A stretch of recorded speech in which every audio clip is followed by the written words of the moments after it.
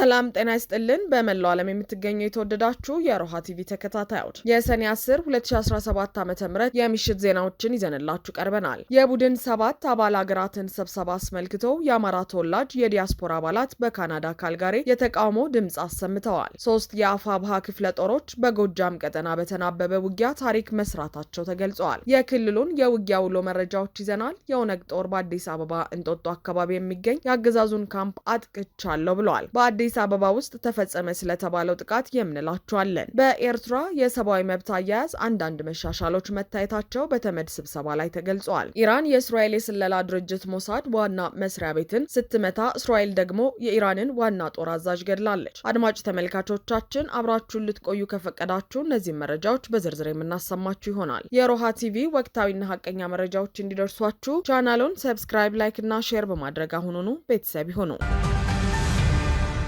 የቡድን 7 አባል ሀገራትን ስብሰባ አስመልክቶ የአማራ ተወላጅ የዲያስፖራ አባላት በካናዳ ካልጋሪ የተቃውሞ ድምጽ አሰሙ። የብልጽግናው አገዛዝ በአማራ ሕዝብ ላይ ማንነት ተኮር ጭፍጨፋ፣ ማሳደድና ዘር ተኮር ማፈናቀል መፈጸም ከጀመረ ዓመታት ተቆጥረዋል። በሕዝቡ ላይ ይፋዊ ጦርነት ከጀመረ ደግሞ 3 ዓመታት ተቆጥረዋል። ታዲያ ይህን የአገዛዙን ግፍና በደል በመቃወም በተለያዩ የዓለም ክፍሎች የሚገኙ የአማራ ተወላጆችና የአማራ ጉዳያቸው የሆነ ኢትዮጵያውያን ድምጻቸውን ሲያሰሙ ቆይተዋል። ሀያላኑ የቡድን 7 አባል ሀገራት በካናዳ ካልጋሪ እያደረጉት ያለውን ስብሰባ አስመልክቶ የአማራ ማህበር በካልጋሪ የብልጽግናውን አገዛዝ የሚቃወምና ሀገራቱ በአማራ ላይ በሚፈጽመው ጭፍጨፋ ዙሪያ ዝምታቸውን እንዲሰብሩ የሚጠይቅ ትዕይንተ ህዝብ ተካሂደዋል። በሰልፉ ላይም ህጻናት በአማራ ህዝብ ላይ የሚደርሰውን ግፍ የሚያሳይ ትዕይንት አሳይተዋል። ሀገራቱ አሜሪካ፣ ካናዳ፣ እንግሊዝ፣ ፈረንሳይ፣ ጣሊያን፣ ጃፓን እና ጀርመን በአማራ ህዝብ ላይ የተፈጸመ ያለውን ጭፍጨፋና ግፍ እንዲያስቆሙ ጠይቀዋል። አሜሪካ፣ ፍራንስ፣ ኢታሊ፣ ዩናይትድ ኪንግደም ስፒክ አፕ about world genocide. We demand justice. G7 leaders, break your silence. Break your silence. Stop. Airstrikes. Stand up for peace. We are Amaras. We demand justice. We are here to be a voice for the voiceless. We demand justice. Abiy Ahmed is a genocider. Political prisoners need to be free. Doctors need to be free. We demand justice. G7 leaders, break your silence. Stand up for justice. Say no to Amara genocide. We are Amaras. Human rights is for everyone. We won't stop until there's justice. Amara blood is being shed. Safety for Amara children.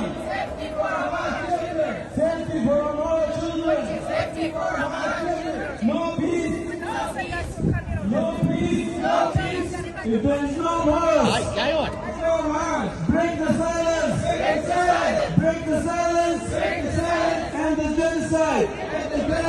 End the genocide. Demand action. Demand justice. Amara deserve peace. We deserve peace. UN, stand up for Amara genocide. No more bloodshed.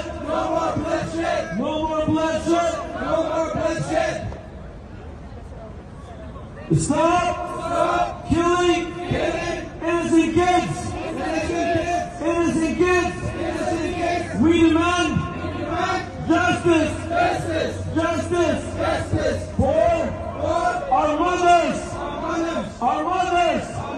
and children. We demand justice. Western media. Report about a war genocide.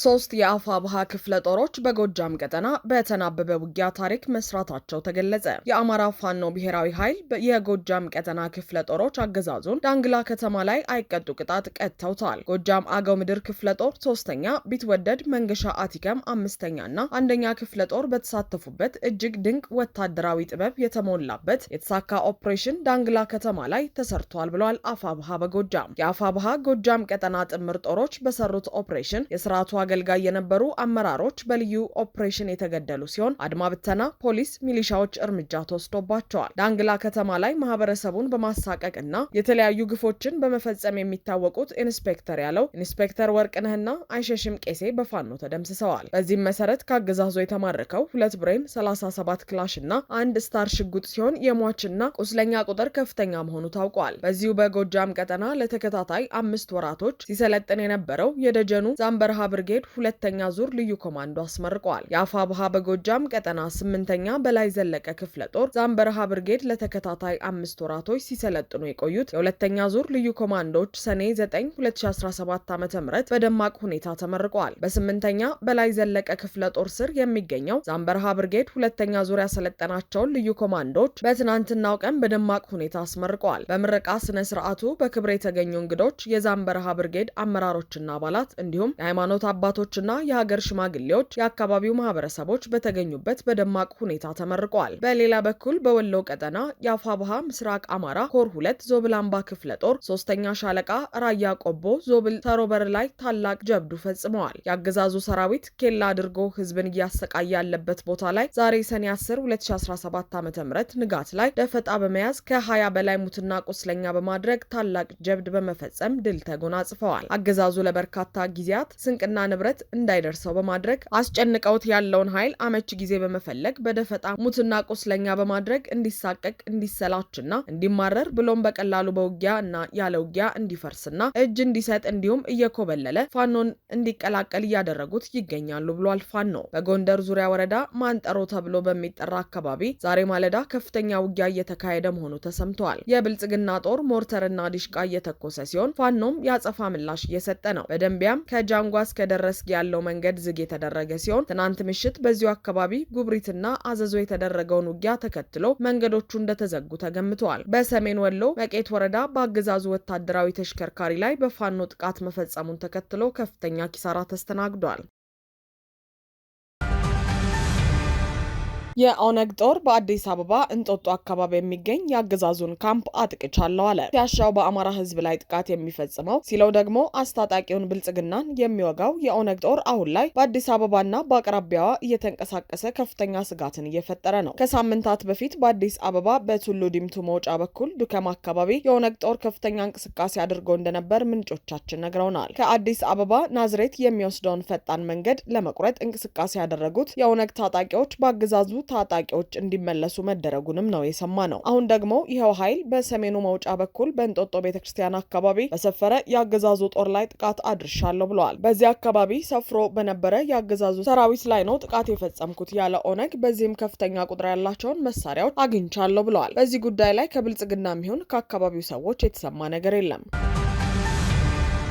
በኤርትራ የሰብአዊ መብት አያያዝ አንዳንድ መሻሻሎች መታየታቸው በተመድ ስብሰባ ላይ ተገለጸ። በኤርትራ የሰብአዊ መብት አያያዝ አንዳንድ መሻሻሎች ታይተዋል ሲሉ በተመድ ሰብአዊ መብት ምክር ቤት የኤርትራ ሪፖርተር ገልጸዋል። ትናንት በተጀመረው በተባበሩት መንግስታት ድርጅት የሰብአዊ መብት ምክር ቤት 59ኛው መደበኛ ጉባኤ ላይ ከቀረቡት አጀንዳዎች መካከል የኤርትራ ጉዳይ ይገኝበታል። የኤርትራ ሰብአዊ መብት ሪፖርተር የሆኑት መሐመድ አብዱል ሰላም ባቢከር ለምክር ቤቱ ባሰሙት ሪፖርት አንዳንድ መሻሻሎች መታየታቸውን አስረድተዋል። ከነዚህም መካከል ኤርትራ ለተመድ መርማሪዎች በሯን መክፈቷንና በማህበራዊ መብቶች በኩል እድገት መታየቱን አስታውቀዋል። በተለይም በጤናና ትምህርት በመሳሰሉ ማህበራዊ መብቶች ላይ እንዲሁም የሴቶችን ግርዛትና ጾታዊ ጥቃት በተመለከተ እድገት መታየቱን የጠቀሱት ሪፖርተሩ ሰብአዊ መብት አያያዝን በተመለከተ ግን ካለፈው የተለወጠ እንደሌለ አስረድተዋል። የሲቪልና ፖለቲካዊ መብቶች አሁንም በመንግስት ጫና እንደሚደረግባቸውና የዘፈቀደ ስር እንደቀጠለ ያስታወቁት ሪፖርተሩ በርካቶች ነዋሪዎች ያለምንም ፍትህ በእስር ላይ እንደሚገኙ ገልጸዋል። የኤርትራ ነዋሪዎች እንታሰራለን ወይንም እንገደላለን በሚል ስጋት ሀገራቸውን ጥለው እየወጡ መሆናቸውን የጠቀሱት ሪፖርተሩ በአገሪቱ ውስጥ ተጠያቂነትና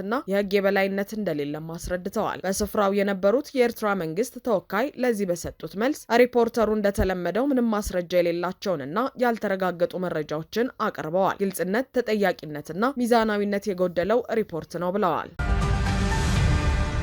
ኢራን የእስራኤል የስለላ ድርጅት ሞሳድ ዋና መስሪያ ቤትን ስትመታ እስራኤል ደግሞ የኢራንን ዋና ጦር አዛዥ ገደለች። ኢራን የእስራኤል የስለላ ድርጅት ሞሳድ ዋና መስሪያ ቤትን በሚሳኤል መምታቷን የኢራን መንግስታዊ ሚዲያ ታስኒም የዜና ወኪል ዘግበዋል። የዜና ወኪሉ የአገሪቱን አብዮታዊ ብሔራዊ ዘብ ዋቢ አድርጎ እንደዘገበው የሞሳድ ቢሮ በኢራን ሚሳኤሎች መመታቱን ገልጿል። ታስኒም የሞሳድ መስሪያ ቤት እንደሆኑ የገለጸው ህንፃው በእሳት ተያይዞ የሚያሳዩ ፎቶዎችን አጋርቷል። የኢራን አብዮታዊ ብሔራዊ ዘብ የኤሮስፔስ ተዋጊዎች ከፍተኛ ውጤት ለማምጣት ባነጣጠረ ዘመቻ ምንም እንኳን ከፍተኛ የላቁ የመከላከያ ስርዓቶች ቢዘረጉም የወታደራዊ ስለላ ማዕከሉን መጥተዋል ሲል የዜና ወኪሉ በቴሌግራም ገጹ አጋርቷል። እስራኤል በሞሳድ ላይ ስለተፈጸመው የሚሳኤል ጥቃት ያለችው ነገር የለም። ሞሳድ ባሰፈረው ምላሽ ግን ሁሉም አባሎቼ በኢራን ስለሚገኙ የተጎዳብኝ አባል የለም ብለዋል። በሌላ በኩል ደግሞ የእስራኤል ጦር አዲስ የተሾሙትን የኢራን ከፍተኛ ወታደራዊ አዛዥ መግደሉን አስታውቋል። የእስራኤል ጦር ትናንት ማምሻውን በቴህራን በፈጸመው ጥቃት ባለፈው ሳምንት የተገደሉትን ወታደራዊ አዛዥ የተኩትን አሊ ሻድማኒን መግደሉን አስታውቋል። ሻድማኒ የኢራን ጥምር ወታደራዊ እንቅስቃሴዎችን የሚያስተባብረው የአብዮታዊ ዘብ ከሀታም አላምቢያ የተሰኘው ማዕከላዊ ዋና መስሪያ ቤት ኃላፊ ሆነው የተሾሙት በቅርብ ነበር። ከሳቸው በፊት ተቋሙን ይመሩ የነበሩት ጎላም አሊ ራሺድ በእስራኤል ጦር ባለፈው ሳምንት መገደላቸውን ተከትሎ ነበር ወደ ኃላፊነት የመጡት። የኢራን መገናኛ ብዙሃን ስለ ሻድማኒ ሞት የዘገቡት ነገር የለም። በተመሳሳይ ከኢራን መዲና ቴህራን ነዋሪዎች ለቀው እየወጡ መሆኑን ከሀገሪቱ የሚወጡ ምስሎች አሳይተዋል። በመዲናዋ የሚገኘው ካራቻሉስ የተሰኘ ጎዳና ወደ ምዕራብ አቅጣጫ እያቀኑ ባሉ መኪኖች መጨናነቁን አሳይተዋል። የአሜሪካ ፕሬዝዳንት ዶናልድ ትራምፕ ቀደም ሲል በማህበራዊ ሚዲያ ገጻቸው ነዋሪዎች በሙሉ ከቴህራን በአስቸኳይ ለቀው እንዲወጡ አስጠንቅቀዋል። የእስራኤል ጦር ከዚያ ቀደም ብሎ ነዋሪዎች ከሰሜን ምስራቅ ቴህራን ለቀው እንዲወጡ ማስጠንቀቂያ አውጥተዋል። የአሜሪካ ፕሬዝዳንት ዶናልድ ትራምፕ ደግሞ ኢራን የኒውክሌር መርሃ ግብሯን ሙሉ በሙሉ እንድታቆም እንደሚፈልጉ ተናግረዋል። ትራምፕ የኢራን የኒውክሌር ፕሮግራም እውነተኛ ፍጻሜን እንደሚፈልጉ ለጋዜጠኞች ገልጸዋል። ትራምፕ በኢራንና በእስራኤል መካከል የተኩስ አቁም ስምምነት ላይ እንዲደረስ እንደማይፈልጉ ገልጸው ኢራን ኒውክሌር ማበልጸጓን ሙሉ በሙሉ እንድታቆም ፍላጎት እንዳላቸው ተናግረዋል። ኢራን የኒውክሌር መሳሪያ ሊኖራት አይችልም ሲሉ አቋማቸውን ገልጸዋል። ትራምፕ በተጨማሪም እስራኤል በኢራን ላይ እየፈጸመች ያለውን ጥቃት ትቀንሳለች ብለው እንደማያስቡ ተናግረዋል። በሚቀጥሉት ቀናት ትረዳላችሁ፣ ታውቃላችሁ፣ እስካሁን ድረስ የቀነሰ የለም ብለዋል። ኢራን በቀጠናው ያሉ የአሜሪካ ንብረቶችን ኢላማ ካደረገች ከፍተኛ መዘዝ እንደሚጠብቃት አስጠንቅቀዋል። አድማጭ ተመልካቾቻችን የሰዓቱ የሮሃ ቲቪ ዜናዎች የተከታተላችኋቸውን ይመስሉ ነበር። አብራችሁን ስለነበራችሁ ከልብ እናመሰግናለን። ሰላም።